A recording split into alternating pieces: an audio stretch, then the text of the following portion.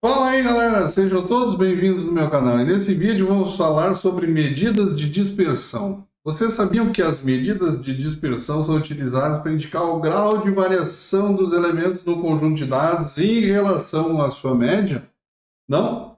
Então vejam esse vídeo até o final, inscrevam-se no canal, deixem um like, ative o sininho para mais notificações e façam seus comentários. Isso é fundamental para a melhoria do conteúdo. Agora, sem mais enrolação, vamos ver esse vídeo.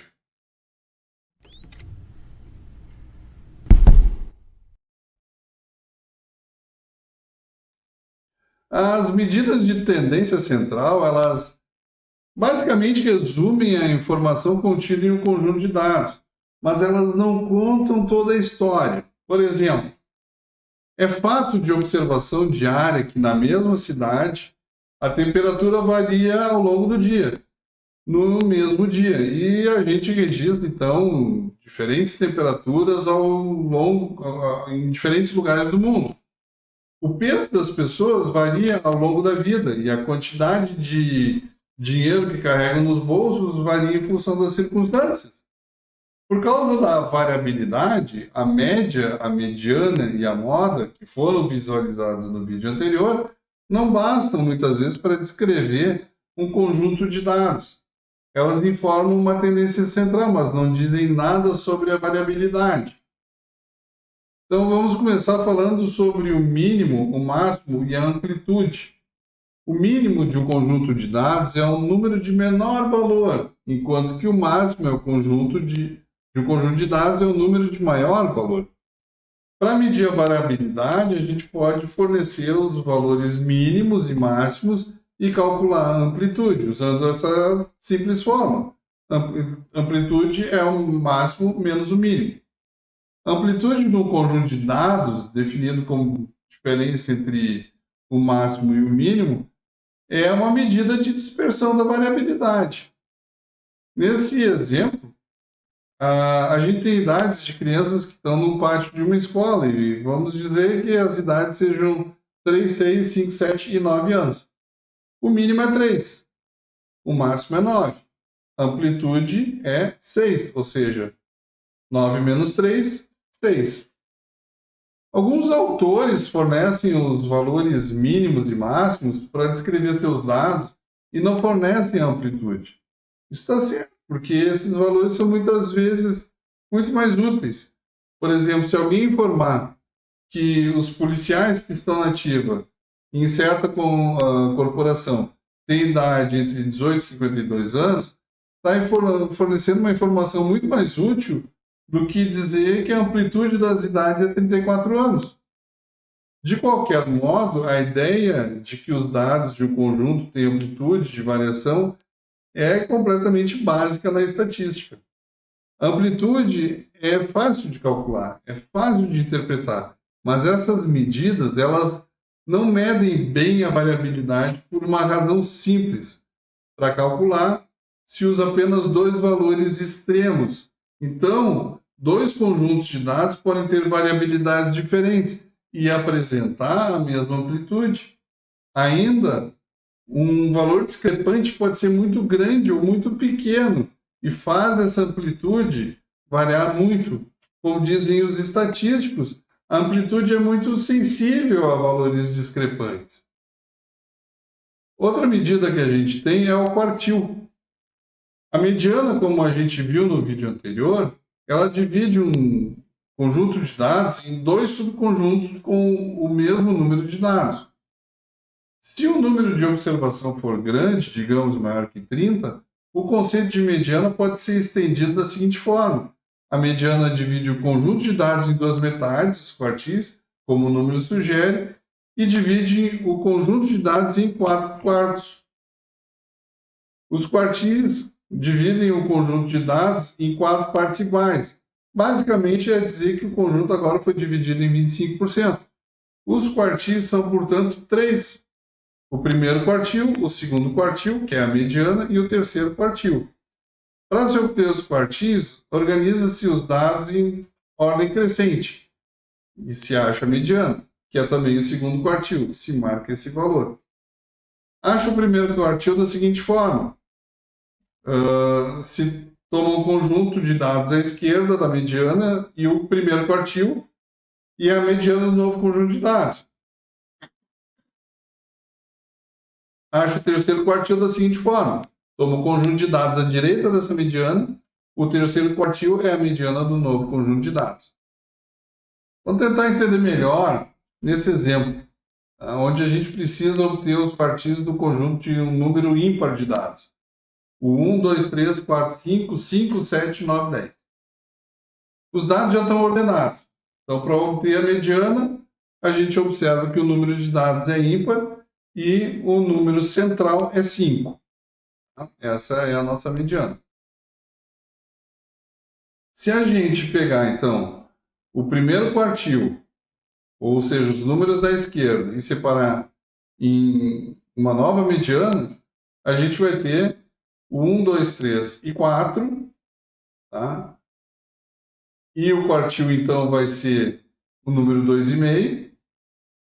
E para obter o terceiro quartil, a gente vai separar os números à direita, 6, 7, 9, 10, e, respectivamente, a gente vai ter o número 8 como o terceiro quartil.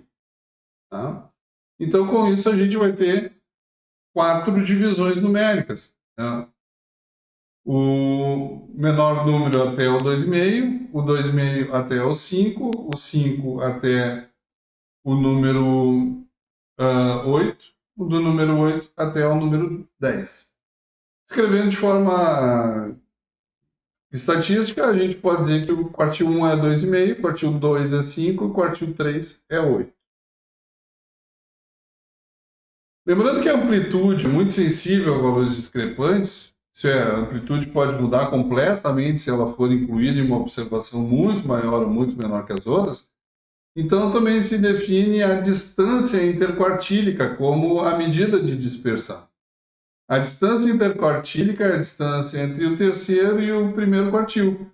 Ou seja, a distância interquartílica é pegar o terceiro quartil, 8, pelo primeiro quartil, 2,5, e o valor que a gente vai ter é 5,5. Temos também diagrama de caixa, box plot. As medidas que acabamos de ver, elas esclarecem a informação contida em um conjunto de dados.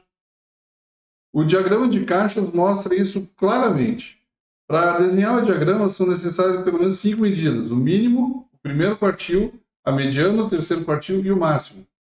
Então, para desenhar um diagrama de caixa, a gente precisa que se desenhe um segmento de reta na posição vertical para representar a amplitude dos dados, marcar esse segmento, o primeiro, segundo e terceiro quartil, desenhar um retângulo box de maneira que o lado superior e o lado inferior passem exatamente sobre os pontos que marcam o primeiro e terceiro quartil, fazer um ponto para representar a mediana obedecendo a escala. Como exemplo, vamos desenhar um diagrama de caixa para apresentar os conjuntos de dados: 1, 2, 3, 4, 5, 6, 7, 8, 9, 10. O mínimo é 1. O primeiro quartil é 3. A mediana é 5,5. O terceiro quartil é 8 e o máximo é 10. Né? Com isso, a gente obtém esse gráfico, box plot, né, que se encontra no vídeo. O retângulo do diagrama da caixa é dado pela distância interquartílica, e esse retângulo ele contém basicamente 50% dos dados que estão no centro da distribuição. Outra medida de variabilidade é o desvio padrão. Ela é muito recomendada porque ela mede bem a dispersão dos dados e permite, por conta disso, uma interpretação de interesse. Mas para calcular o desvio padrão, é primeiro necessário a gente calcular a variância. Então, vamos primeiro entender o que é variância.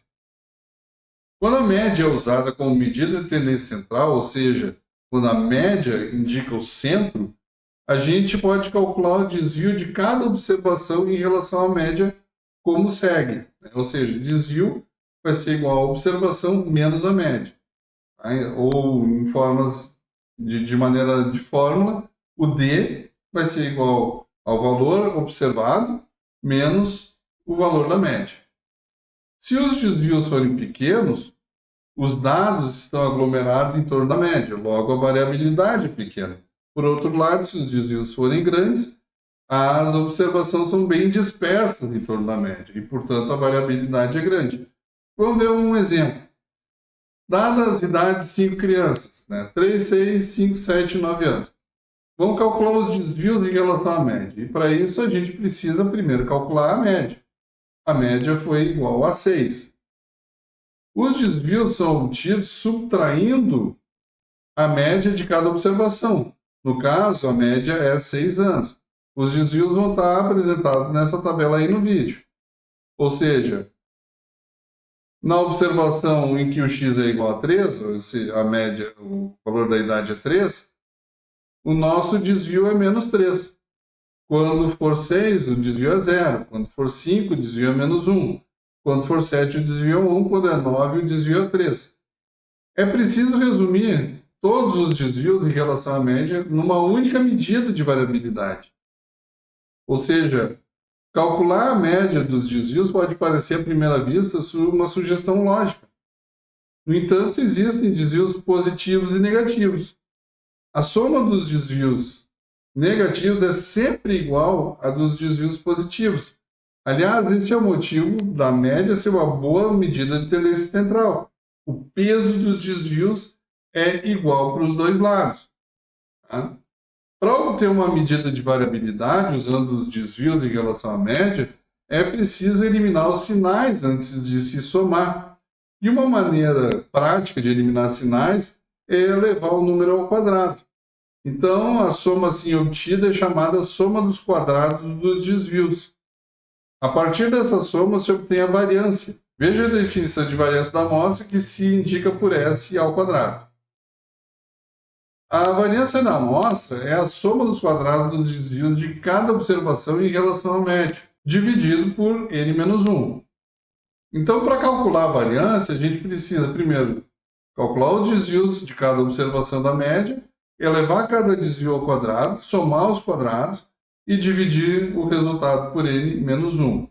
É o número de observações. Então, calculando uma variância.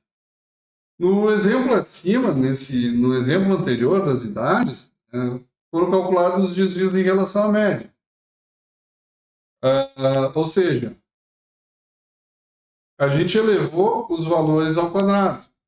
Menos 3 ao quadrado, 9. 0 ao quadrado, 0. Menos 1 ao quadrado, 1. 1 ao quadrado, 1. E 3 ao quadrado, 9. Então, assim, a gente obteve um somatório do desvio ao quadrado que foi um valor de 20. E o nosso N de observações são 5. 5 menos 1, 4. 20 dividido por 4, portanto, 5. 5 é o número da nossa variância. A variância quantifica a variabilidade dos dados em termos de desvios da média ao quadrado. Mas, embora seja referida como média dos quadrados dos desvios, usamos o divisor n-1 no lugar de n. E esse divisor n-1 ele significa graus de liberdade associados à variância. E aí, agora, a partir disso, a gente pode calcular o desvio padrão. É importante notar que o cálculo da variância envolve quadrados de desvios. Então, para a unidade de medida de variância, ela é igual ao quadrado da medida das observações. Para se obter uma medida de variabilidade na mesma unidade da medida dos dados, extrai-se a raiz quadrada da variância, onde obtém-se, então, o desvio padrão. Ou seja, o desvio padrão é a raiz quadrada da variância com sinal positivo. Ou seja, pegamos, então, aquela fórmula da variância e simplesmente retiramos a raiz quadrada. O coeficiente de variação. Ele é a razão entre o desvio padrão e a média. O resultado é multiplicado por 100 e para o coeficiente de variação, para que o resultado do coeficiente de variação seja dado em porcentagem. Então, o coeficiente de variação tem essa fórmula de desvio padrão dividido pela média vezes 100. Para entender como se interpreta o coeficiente de variação, vamos imaginar dois grupos de pessoas. No primeiro grupo, as pessoas têm idade 3, 1 e 5 anos. E a média, evidentemente, é 3. O segundo grupo tem idade de 55, 57, 53 anos, com média de 55. Mas também vamos observar que nos dois grupos a dispersão dos dados é a mesma. Ambos têm variância 4, mas as diferenças de 2 anos são muito mais importantes no primeiro grupo, que tem média 3, do que no segundo grupo, que tem média 55. Agora vamos ver os coeficientes de variação. No primeiro grupo, o coeficiente de variação é 66,67%. Já no segundo grupo, o coeficiente de variação é 3,64%. Um coeficiente de variação de 66,67% indica que a dispersão dos dados em relação à média é muito grande, ou seja, a dispersão relativa é alta. Um coeficiente de variação de 3,64 indica que a dispersão dos dados em relação à média é pequena. Em outras palavras, a diferença de 2 anos são relativamente mais importantes no primeiro grupo, que tem média 3, do que no segundo grupo, que tem média 55. Então, o coeficiente de variação mede a dispersão dos dados em relação à média.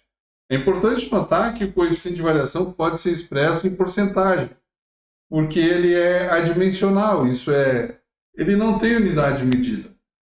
Isso acontece porque a média e o desvio padrão são medidos na mesma unidade. E no momento que a gente faz a razão, elas se cancelam. Por ser adimensional, o coeficiente de variação é útil para comparar a dispersão relativa de variáveis medidas em diferentes unidades. Por enquanto é isso e mais informações no próximo vídeo. Bom, gente, não se esqueça de se inscrever no canal, deixa aquele like bacanérrimo para encher meu coração de alegria. Fiquem com Deus, permaneçam bem, permaneçam seguros e até o próximo vídeo.